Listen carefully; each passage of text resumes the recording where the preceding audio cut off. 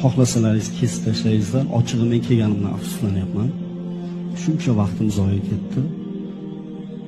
Qiz bola, o'g'il bola deydigan joyim yo'q. Qisqa gapiraman chunki shoshyapman. Payg'ambar alayhisalomning yoniga Jabroil alayhisalom keldilarda 3 ta narsani aytdilar. Ey Muhammad, xohlagan ishingizni qiling. Agar hantalni urg'icha bo'lsa yoki toshni ichida bo'lsa ham yaxshi bo'lsa mukofotini, yomon bo'lsa jazosini olasiz. Ikkinchisi, xohlagan insoningizni yaxshi ko'ring. Baribir bir kun ajralasiz. Xohlaganingizcha yashang, xohlaganday.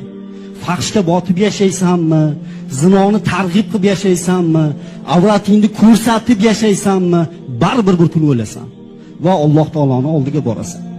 Musulmonmi, musulmon emasmi, tan oladimi, olmaydimi, bu meni gapim emas. Bu payg'ambar alayhisalom aytgan gap bu.